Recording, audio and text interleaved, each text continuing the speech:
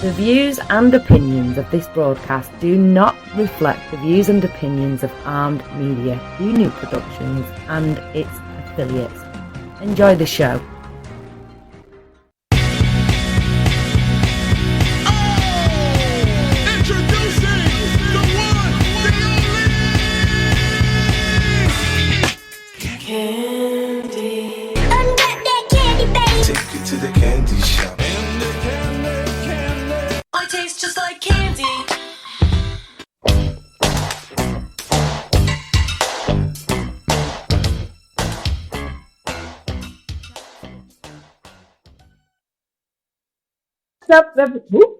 What's up, everybody? Welcome to Ask for Candy, where a bunch of powerhouse men and women get together online to talk about love, sex, relationships, and what it takes to be amazing on the daily. Who I am Candace Harper, lovecoach.com, and I help hardworking women and couples who have survived abuse be vibrant, alive, magnetic, and passionate while creating healthy, intimate relationships.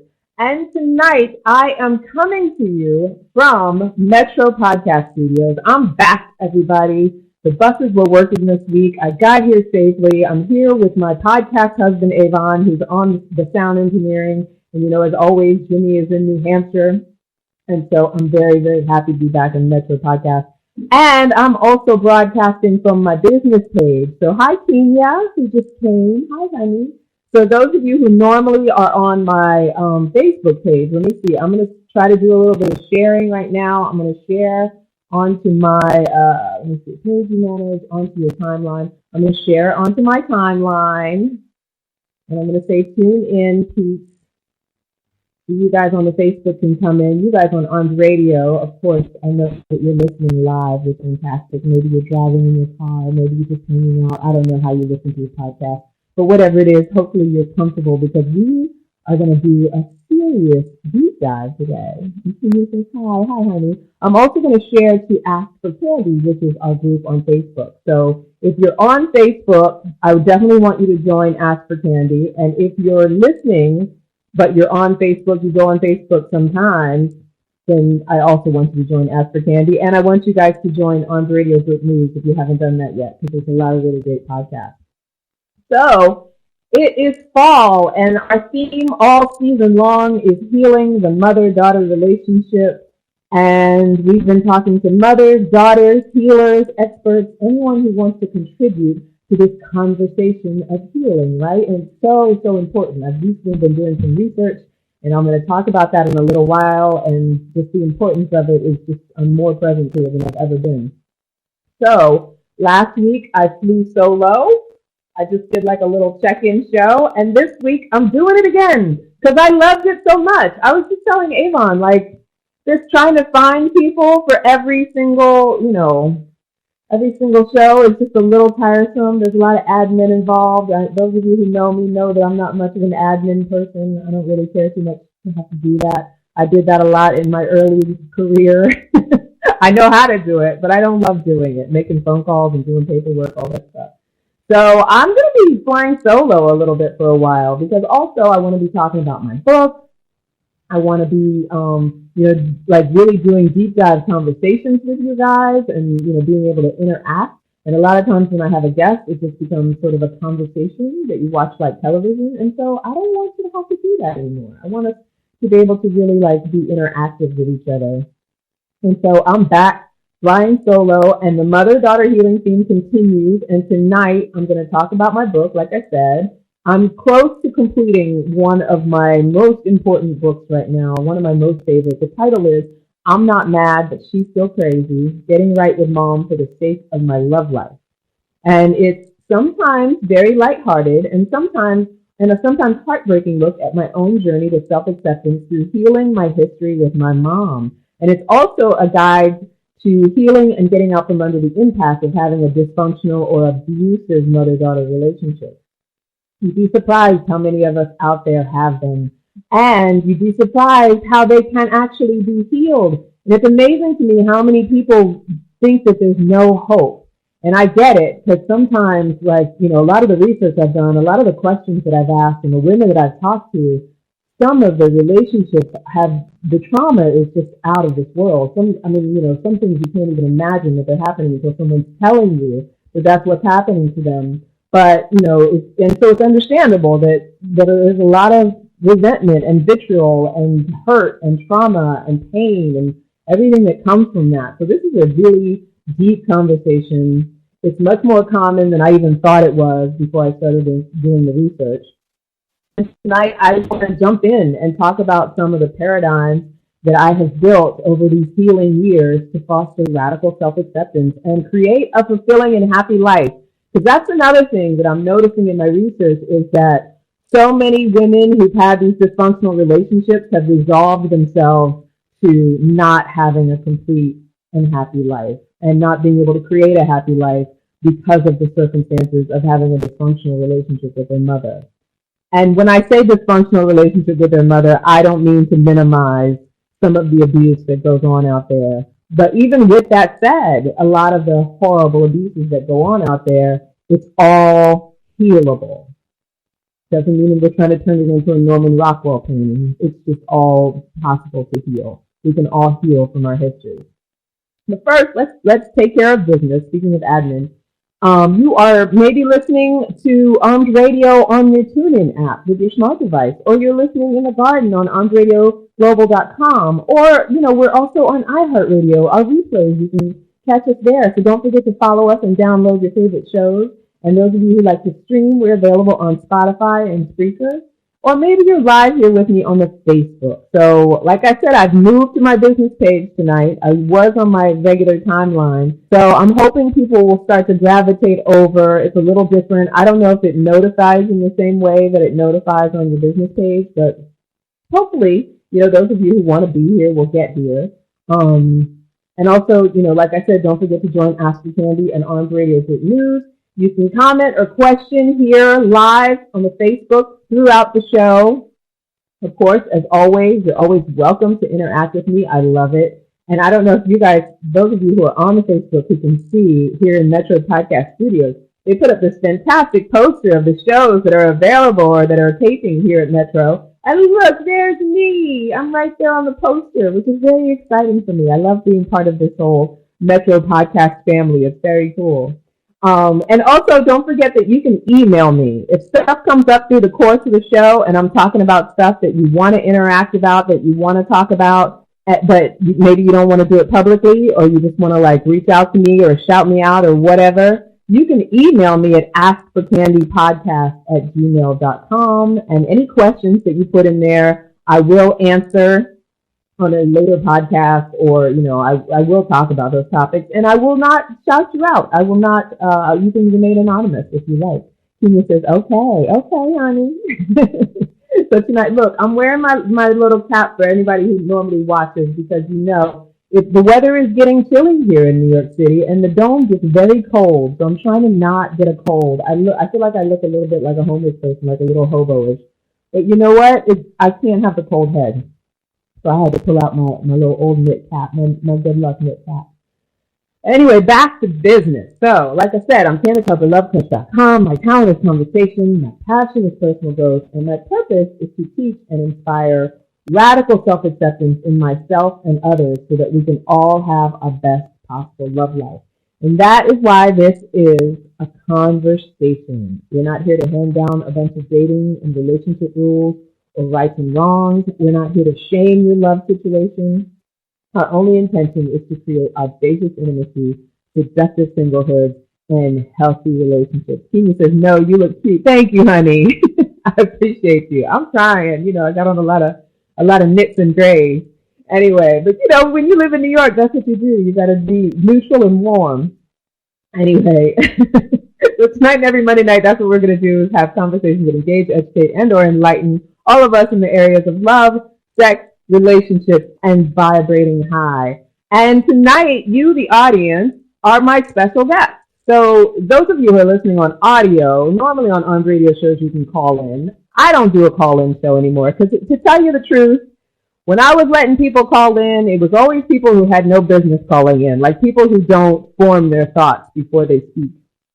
And so they would call in, and that was all fun and everything like that. But it would always distract or detract from what we were trying to do, what the point of it was, and it didn't happen often enough that it mattered. Like if we were getting, I don't know, 5 to 10 phone calls a show, then I think it would have been worth it, or even 3 phone calls a show. But we would get one intermittently every now and then. So instead of letting people call in, those of you who are just listening on the audio, you'll just have to email me or reach out later, find me on social media later. But those of you who are live on the Facebook, you know that you're my special guest. Kenya, you have been the star of my show many, many times. You always will be, because you've been supporting this podcast since the very, very beginning. Feel free, if you have questions and you want to talk about stuff, you want to say anything about anything, feel free, Mama, because, you're one of my stars. And anybody else who comes in on the live, if you want to say something, you want to ask me questions, and even if you're watching later and it's not live and you ask questions or you make any comments, I will come back and respond and interact with you and all that good stuff.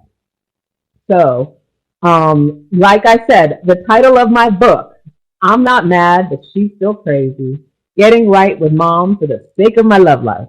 So let me just say right now, whether you're live or whether you're coming back and listening to this later, trigger warning, trigger warning, trigger warning, trigger warning. If you have had a traumatic or dysfunctional relationship with your mother, there are going to be topics that I talk about in this show that might rub you the wrong way. It might totally hit those pain points. So just be prepared for that if that's what your history is. If not, and you feel like you'll be fine and you can talk about these things, great. But just know that this is a safe zone. It's always a safe space. So if I'm talking about it, I'm not here just like when we talk about relationships, I'm not here to shame whatever your relationship is, because that's the whole problem, is that, we live in shame, and that's why we end up in these abusive relationships. They start with shame. At some point, I always say that abusive mothers were abused daughters. So at some point they were shamed, and then they turn the shame into the next generation, and so on and so on. But what we're trying to do here is break cycles. And in order to break cycles, it means that we got to be able to talk about this stuff and talk about it in a way that is candid and open and healing and community oriented, in a safe space where there's no, you don't have to worry about anybody making you wrong for how you feel, because how you feel is not wrong. We don't deal in the conversation of right and wrong and morals when we have this conversation, because it's not helpful. For the most part, if we put aside toxic mental illnesses, and even if we don't put them aside, for the most part, what people do that causes trauma, they're doing from a perspective of thinking that what they're doing is going to work in some way, or they're surviving, or they think they're fixing something, or that they're their intentions are not usually to do this thing that they've done. So to be in a conversation of whether something's right or wrong and make it a moral issue is disempowering for the healing. Because if we're sitting in judgment of what other people did, while we sit in judgment, we prevent ourselves from being able to find the release of being imperfect and allowing ourselves to just be imperfect and human and makers of mistakes. Because there's always going to be somebody who thinks that something we did didn't work for them, right? Okay, so with that said, I want to start talking a little bit about the research that I did for this book, because I think sometimes we'll talk on a subject, but we don't really talk about the depth of what its impact is, or what it really is, what the problem truly is deep down. So I put out a poll to a couple of groups that I purposely belong to, because their subject matter is around the mother-daughter relationship and the healing of the mother-daughter relationship. I'm not going to say what those groups are, because I want those people to remain anonymous. And unless you want to join the group, that you can reach out to me and we can figure that out. Because you actually have that as an issue, then I don't want to just broadcast publicly what these groups are, because they're very private groups. But I was able to poll over 1,200 people. I got 1,200 responses from a couple polls that I did, because they're all part of the research in my book. And these are women who identify themselves as either abused daughters or children of narcissistic mothers. Same thing, but people like to word it differently. And here's the thing. My point here is not to villainize mothers, because I think, we've talked in previous shows about how we tend to put mothers on a pedestal and expect them to live up to a certain standard. And I think the opposite, but the same action is to villainize them. So this idea that mothers can't be human beings that make mistakes and are learning as they go, just like all of us, is, I think, detrimental to healing any kind of parental relationship. So this conversation is not to villainize anybody's mother, and it's not to support the idea that even an abusive mother is a villain. Trust me, with my own relationship with my mother, I spent many years in a story that I was dealing with a villain. And it wasn't until I released that story that I was able to have a different experience. So we'll talk more about that too. But in the conversation, a lot of villainization happens. So, I just want to make sure to lay down this foundation so that we're aware that that's not the intention. It's not, the intention is not to look at the abuse and point fingers of blame. The intention is to talk about it openly so that we can create a healing space of community and shared experiences and all of that good stuff. Because that's what heals. And so, and the pointing of fingers, like, that's what we do when we're not healed. When we're not healed, we have to, say, oh, it's so-and-so's fault. If it wasn't for my mother, I would have this and I would do this and I would do that, and it's all her fault. She's the one who did it. It's her fault that, I'm not living the life that I want to be living. And so we want to transform that conversation. Not that it's not valid, but we want to transform that conversation so that we're not pointing the fingers of blame. And Tina says that's a true and refreshing way to look at this topic. Thank you, my love. So hopefully you'll be involved and give us your input and things that you're thinking along the way. Because Tina, you and I have talked about this, so I know that you have some things to say about this. And welcome, Candy, to the show. Candy, I bet you're here because the show is called Ask for Candy. We asked for you and you're here, so welcome, my love. Okay, so, here's the thing, too. I feel like when we talk about our trauma and we talk about what we've been through and, we're very plain about it and open about it, it's also, it leaves a safe space for other people who have dealt with what we deal with or what we've dealt with, right? And that's part of creating a healing community. It's part of creating healing, is to be able to say, it's like the Me Too movement, right? You've been through this, hey, me too. There's something about that Me Too that causes a sense of community and causes a sense of, support. I've been through what you've been through. I can support you. So here's the question that I posed to the group, the Abused Daughters group, or Daughters of Abusive Mothers group. The question is, if you could give your mom a 100% guaranteed honesty truth serum and ask her any question, what would it be? So I had no idea of the can of worms that I was opening in this group. If you could give your mom a 100% guaranteed honesty truth serum and ask her any question, what would it be? Now, the reason I said a 100% guaranteed honesty truth serum is because a lot of times what children of narcissistic mothers deal with is the lies. And the lies are so insidious and they're just so manipulative and intertwined in the relationships, right? It's very typical for a narcissistic mother to just lie automatically, even when she doesn't need to, because part of the narcissistic personality disorder is needing to look good on the outside. So I need to look like I'm always right. I need to always be saving face. I need to always look like I know everything that there is to know. I need to look good on the outside. So when I'm that insecure, I will do anything to make sure that people are perceiving me in a positive light, even if it means lying about myself and other people. So that's why I said, if you could give your mom a 100% guaranteed honesty truth serum, because I know for a lot of these women, a lot of us that have been raised with a dysfunctional mother-daughter relationship, the lies are part of the most insidious area of the abuse. And so what I had to do, because I got over 700 responses to just this question alone, But so many of the responses were very similar, which is amazing. I think it's like what I was talking about earlier, the feeling of community. Because when we get to understand what we have in common with other people, our sameness with other people, it's just so healing in a community when someone else has been through what we've been through.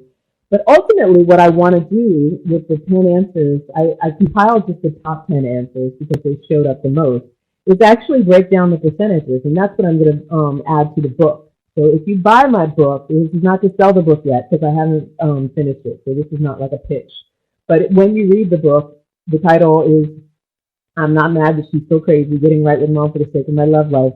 What I'm going to do is set up, what is the state of things right now as far as the mother-daughter relationship and the dysfunctional relationships in that realm. And I'm going to break these answers down. I'm going to break them down and put percentages on them. I haven't done the math yet, but one of the largest percentages of answers to the question of if you could give your mom a 100% guaranteed honesty truth serum and ask her any question, what would it be? Was, why did you have me? And there was different versions of that. So why did you have me? Why did you have kids?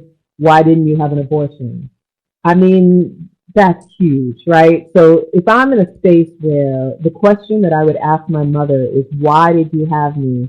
That means that I'm in a place of just questioning why I even exist. Like I feel like whatever trauma I'm suffering has me, I'd be better off if I didn't exist, right? And if you've ever dealt with depression or anxiety, if you've ever dealt with mental health issues, if you've ever just struggled with just being sad or rejected, you might have skimmed that feeling. You might have somewhat, experienced it on some level a little bit.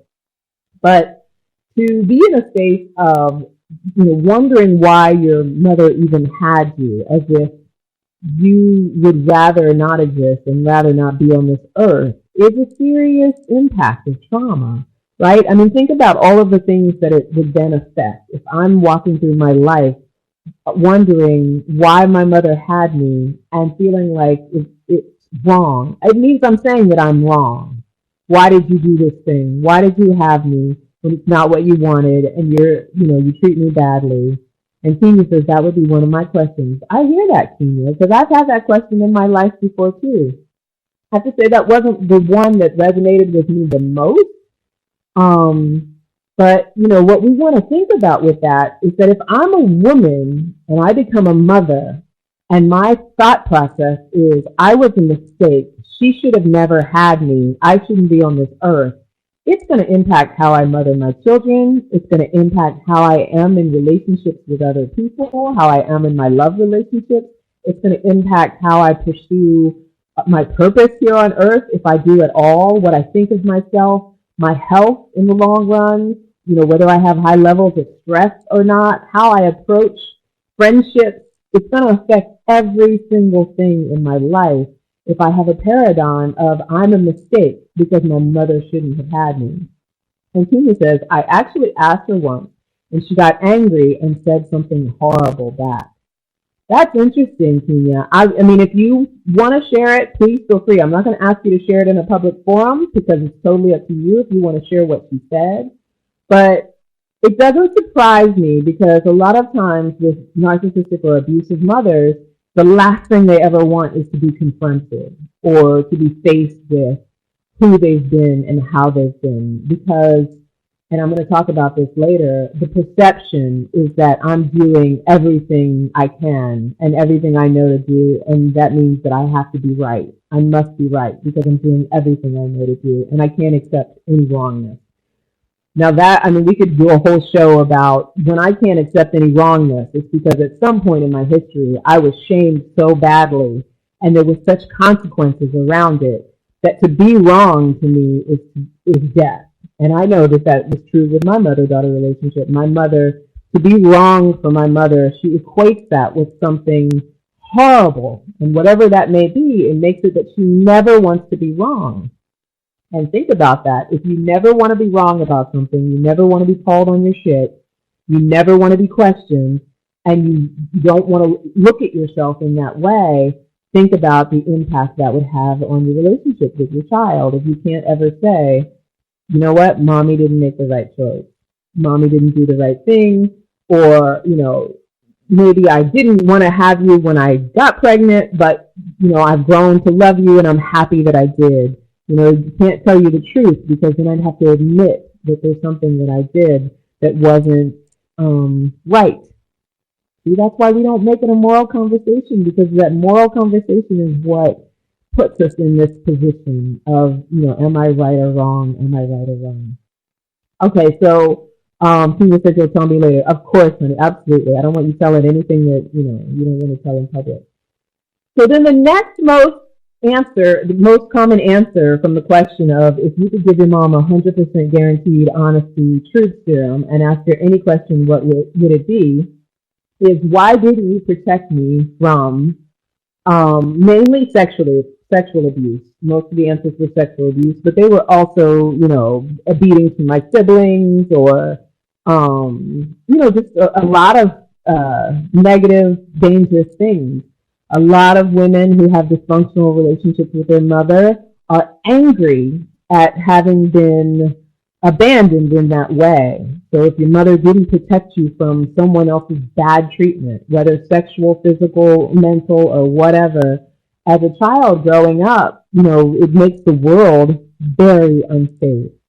And it also can really rev up that resentment. And it makes it very challenging as an adult to want to get into a space of being able to forgive and understand your mother's point of view, because the whole job of the parent is to protect the child, right? Like that's what is the structure. As the parent, even animals, they know to do that. But, and this is not to either villainize or to defend mothers, but because we know that they are also human, when they're in their own sickness, being able to understand and perceive their job in a way that works for their child sometimes can be a real challenge. It's something, if it's not something that they can't do at all. And if I'm in narcissistic personality disorder, then it's really like I'm not empathetic. I don't see that as a child, the things that you tell me are true, that your feelings are valid. And a lot of women who are mothers who have NPD, it's because someone at some point said your feelings aren't valid, or, used them sexually, or applied a lot of shame.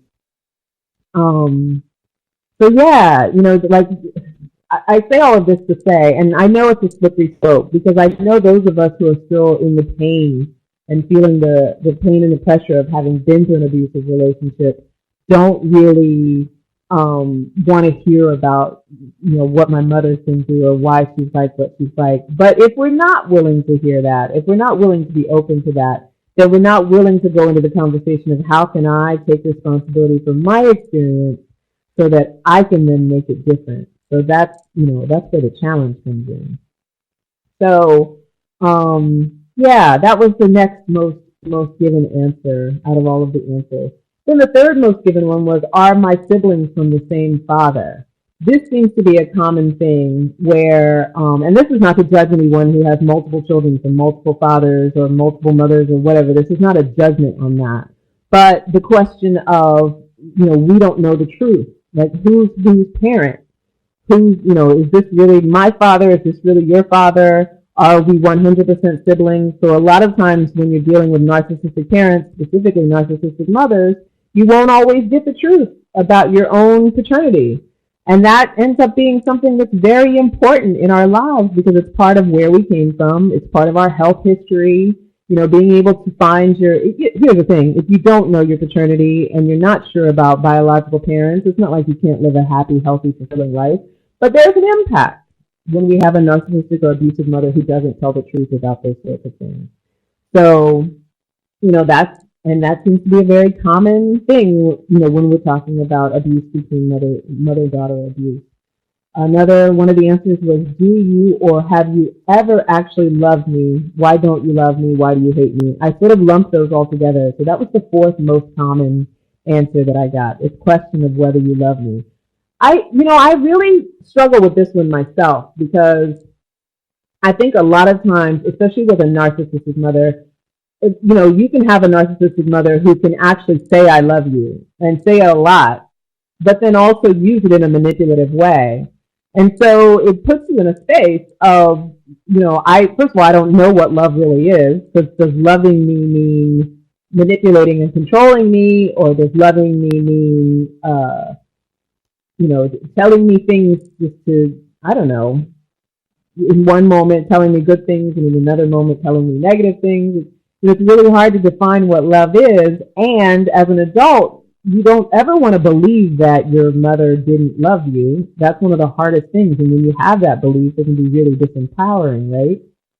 Feeling like your mother didn't love you. So I think, it's just,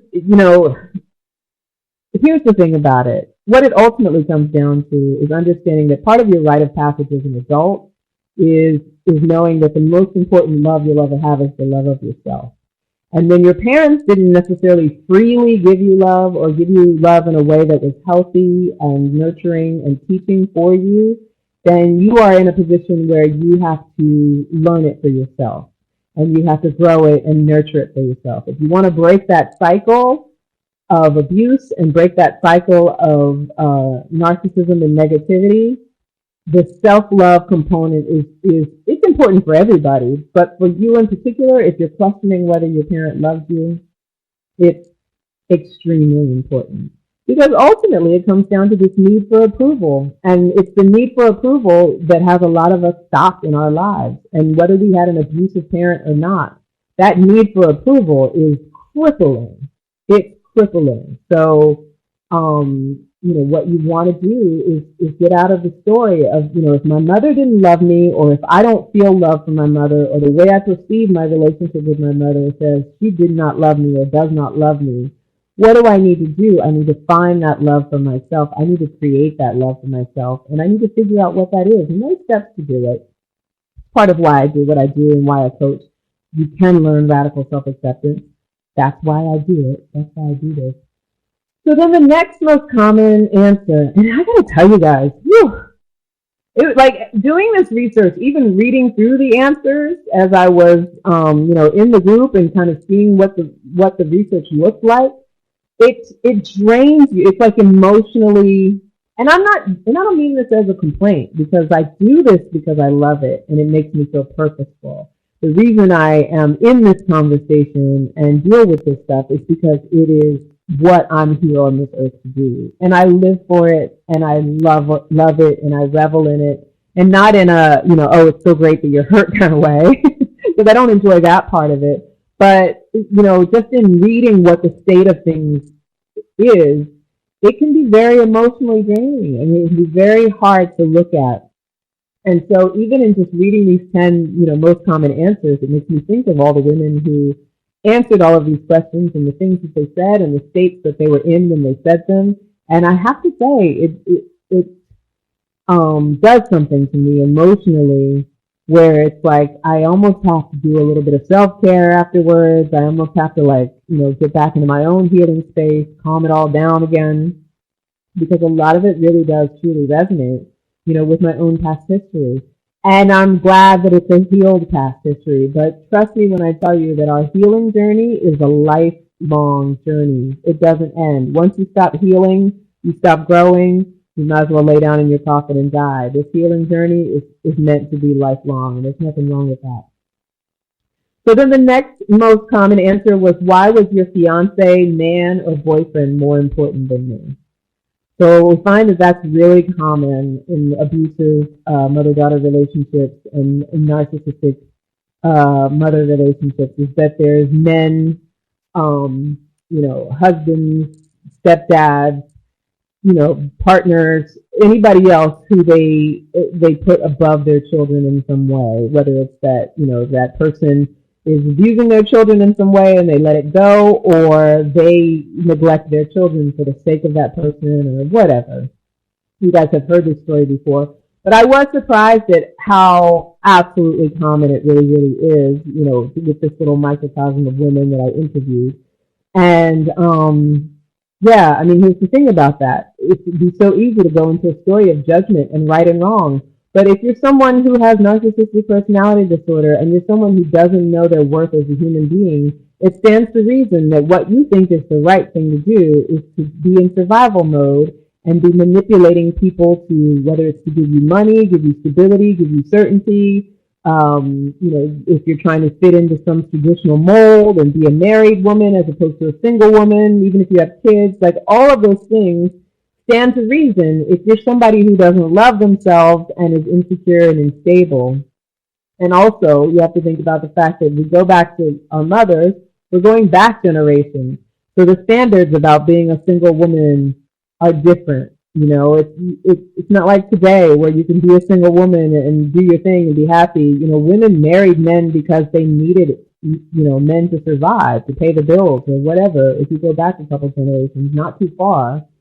And so, it was a lot of times it was a different world when our mothers were young.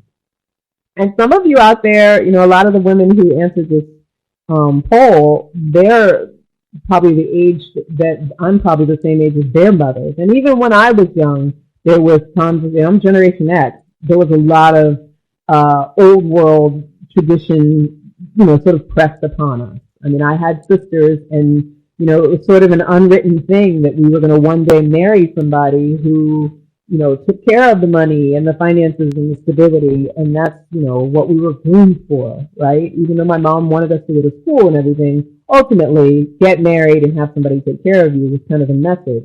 And that's just Generation X. So you think about going back another generation and another generation and another generation. There was a time when women felt like they had to have a man or had to have a partner, had to have somebody to help them survive.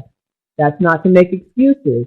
But when you come from that sort of, pathology, that kind of psychology about your own survival, it stands to reason that an insecure woman would be in a position where she thinks she has to put a stepdad or, a boyfriend or somebody who, comes in and pays a bill higher. And never mind if there's any sort of drug or alcohol addiction, because that's on a whole nother level with the codependency and all of that stuff. I say all of this to say, with a lot of these answers, and this is going to sound so crazy, but the hardest part about being the child of an abusive mother or father even is understanding that their behavior is not personal. That sounds crazy, right? Because as a child, there's no way you can rationalize that what's happening to you is not about you. But as an adult, in order to heal and be a healthy adult, it's about getting to a point where you get that what happened to you and what may still be happening to you is not about you. It's 100% about them and their hardships and their stories and their beliefs and their perceptions, which is why it's so important that we heal our own, so that we don't turn around and do the exact same thing. So here's another one of the most common answers that I got. Why were drugs, alcohol, and etc. more important than me? So I touched on the addiction thing a little bit earlier, talking about with the man, boyfriend, fiance thing, which that can also sometimes be an addiction. Drug and alcohol addiction and abuse is, it's hand in hand, right? I'm not saying that every alcoholic or drug addict has abuse, but the statistics are pretty high for abusers, being alcoholics or drug addicted. And so that goes back to what I was saying even stronger. When I have an addiction is exactly, like, I love whatever I'm addicted to more than anything. I don't know if you guys ever watched that show, Hoarders. I watch that show sometimes just because I'm fascinated by, and hoarding is an addiction, right? And so their adult children can be standing around them, begging, crying, pleading for them to live safer, to, throw out all the garbage, to not be living in a house full of, mice and cats and, rats and whatever. They can be crying and screaming and begging and doing everything they can to try to help clean up a house. But if you ever notice, if you watch those shows, the hoarder, if the hoarder even is willing to admit that they're a hoarder, because even that, like they say, the first step is admitting it. But when someone is in an addiction, when they're addicted to something, it is more important than the people in their life. And so, and it's the sickness. I mean, that's the illness. That's what it is. It's like there's no way around that. And so, that goes back to how do we find a way to not take it on as if it was about us? Because when someone is steeped in their addiction and they're making choices based on getting whatever their fix might be, it's just 100% about what it is that they think that they need and their own lack of enoughness and trying to fill themselves up, right? So even when it's your parents, it's like, how do I find that space for myself where I understand that my parents' addiction, whether it's drugs, alcohol, sex, whatever, they put it before me and made it more important than me, yes, because they're sick. They don't know the difference. They don't know how to not do that. And that comes from their own pathology. And by choosing to be victimized by it, and I'm not saying that to invalidate anybody's feelings, but by making the choice to make it that it was about me and my lack of worthiness, then I also am putting myself in that same kind of mindset and setting myself up for addiction myself. Because that's all it is a lack of worthiness, thinking something outside of you is going to fill you up.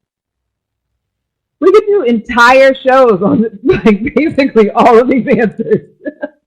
And I don't mean to fire hose you guys with this stuff. I mean, I'm good for that because I can really, talk about it. But with most of these answers, we could really do an entire show on all of it. So another more common one, and I'm only going to give you a couple more of the common ones because I want to give you my 5 paradigms, my 5 ways of thinking that are healing ways of thinking. And here's the thing about ways of thinking. It's just like a yoga practice. Once we start practicing a new thought, even if we just take it baby steps a little bit at a time, the more you practice it, the more it becomes a belief. I think it's Abraham Hicks who says a belief is just a thought you keep on thinking. So when we have a lot of beliefs that don't work and a lot of beliefs that hold us back, the willingness to practice new beliefs and let them sort of take up the space that the old beliefs take up is what helps us sort of transform and have a different experience, right? So here's one of the more common answers. What happened to you when you were young? Which I love this answer as a question that I would ask if you could give your mom a 100% guaranteed honesty truth serum and ask her any question, what would it be? What happened to you when you were young? There was a lot of women that answered that. And the thing I love about that question is what it shows is that there is an ounce of empathy in there. Because one thing that repeats and that there's a lot of, and understandably so, and even myself, I was in a space of just resentment and vitriol and just hatred and anger about the way that I grew up and anger about, the things that I experienced with my mother. And I have to admit it, at some point, hating my mother, hating her, and thinking that was what was going to save me from what I felt was wrong, right? So never wanting to let go of that resentment. But just the willingness to ask, what happened to you when you were young? How did you get this way? How are you this abusive? How are you this manipulative? What has you in this disorder? That willingness to ask that question as a child shows that there is an empathy there. And empathy is a good sign because it means that you're not just falling into the trap, this cycle of being another narcissist. Right? A lot of times we feel like if we're, nursing that hurt and holding on to that hurt and, just a fuck you attitude about the parents that abused us, we think that what we're doing is saving ourselves. It's well-intended. It's so well-intended. But what we're really doing is turning into someone who lacks empathy and someone who, because if you can't have empathy for your own parents, who can you really have empathy for? And even if you have your own children, it's going to show up because you can say, oh, I'm so much better with my kids because I'm so much more understanding. I really, take the time to help them out. And I'm not saying that, you're lying when you say that, but if empathy is not something that you're practicing and if empathy is not there for you and you can't find that empathy on any level, and by empathy, I don't mean let people cross their boundaries, but just an understanding that this person's behavior is about them, not about me. Without that empathy, it makes it almost impossible to develop healthy relationships with anybody else, right? And you can't hold empathy back from one person and think that you'll be able to put it onto another person or give it to another person. We think we can. We think that it's something that we're very masterful at sometimes, but really empathy is it's a universal feeling. It's a universal thing. Either I'm empathetic or I'm not. It's like being partially pregnant. You can't be partially pregnant. Either you are or you're not, right? Same thing with empathy. So, those are a lot of the most common answers that I got. And, a couple of them didn't surprise me so much. A couple of them did resonate with my own experiences and why I became a coach, why I decided to train in this field and actually help and support other people. I got it with a lot of them. And some of them just shocked the shit out of me. Like one, it was the only one that was this specific, but I just wrote it down. The answer was, the question that they'd want to ask their mother is, what part did you play in my father's murder, and how do you know the details of how it happened?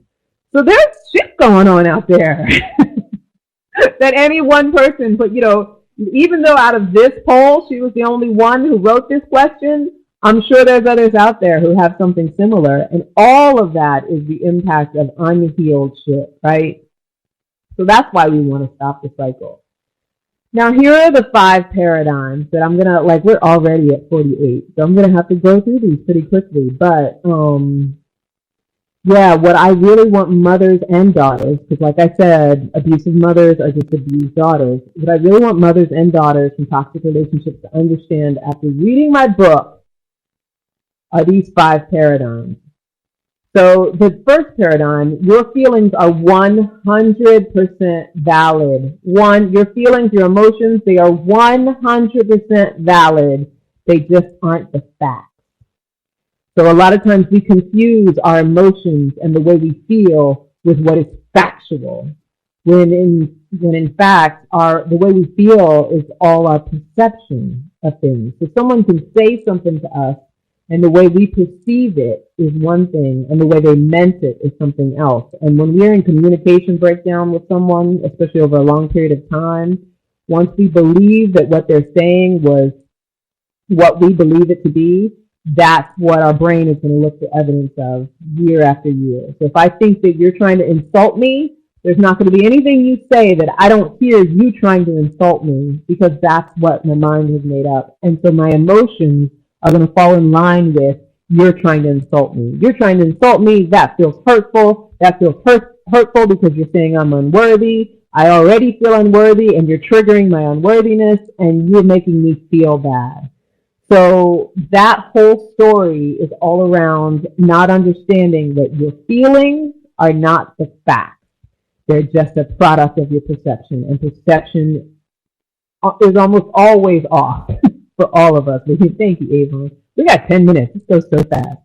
So, and a lot of the women in the research would angrily and rightfully respond to the question with vitriolic feelings and accusations from having been abused and having been gaslit. And I'm not saying that any of that stuff is invalid, that what they're feeling about it isn't, it's 100% valid, but the willingness to say, okay, is what I think the fact. The way I perceive this, is it fact? No, perception is not fact.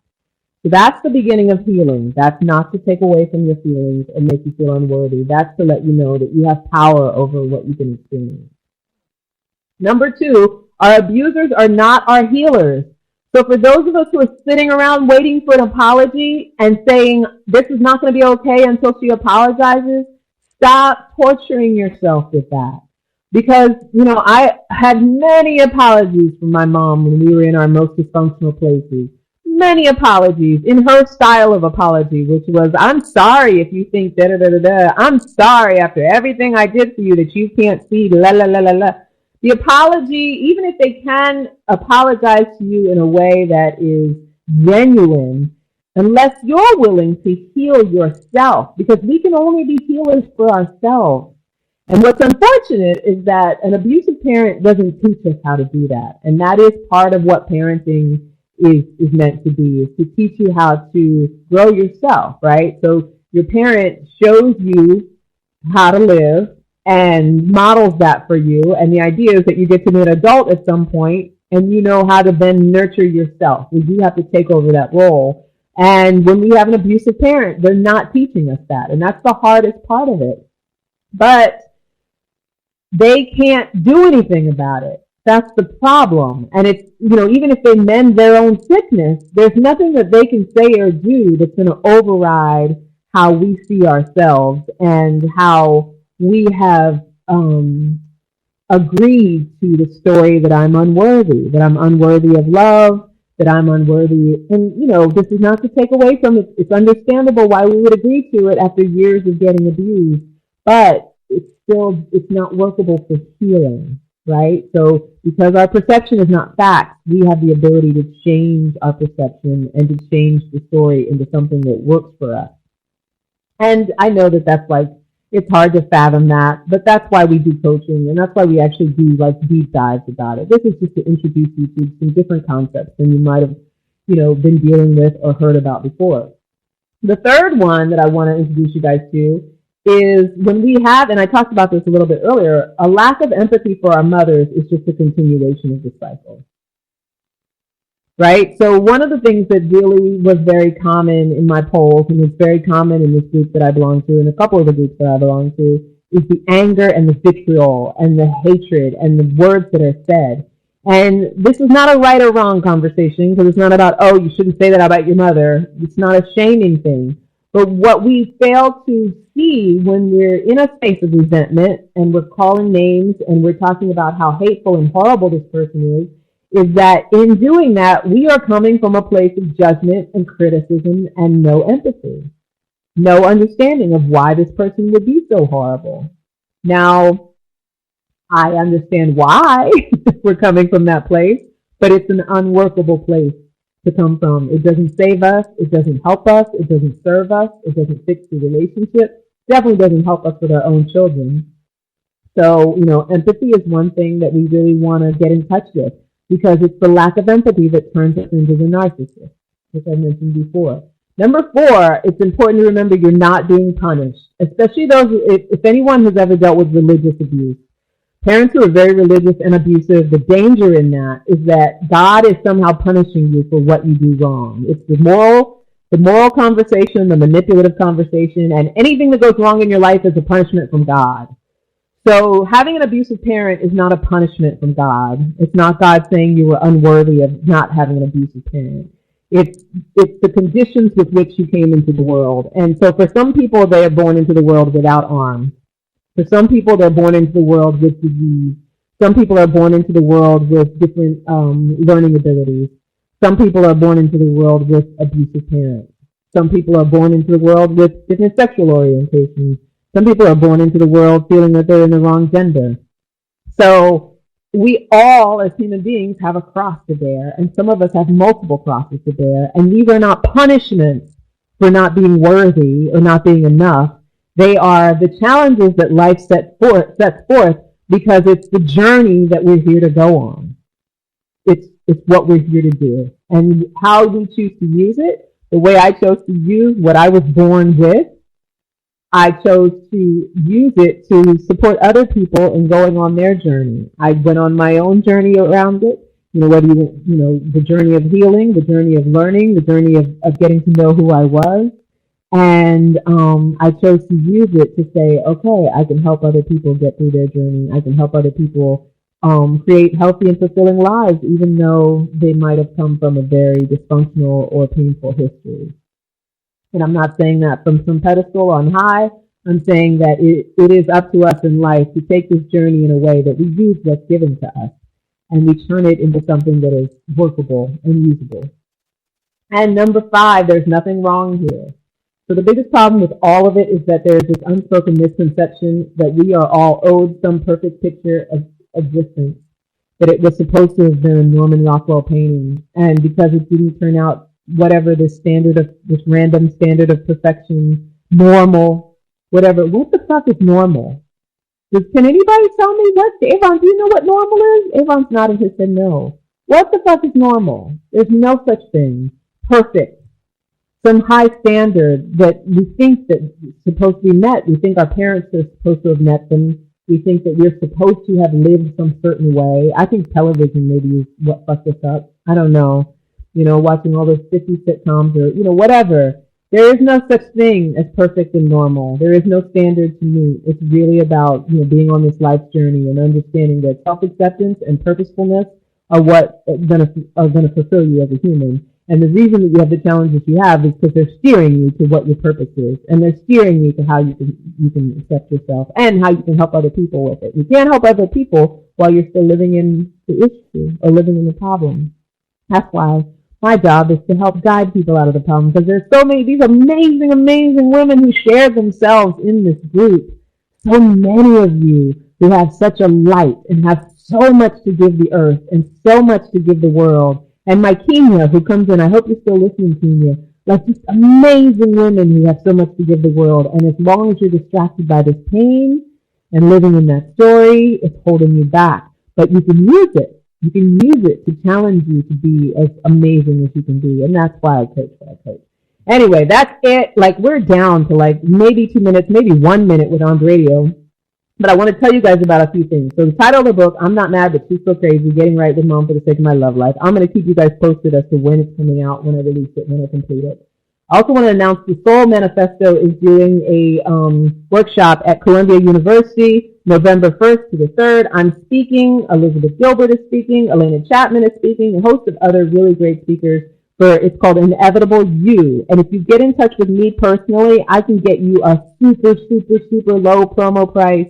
And you can come hear me speak about radical self-acceptance.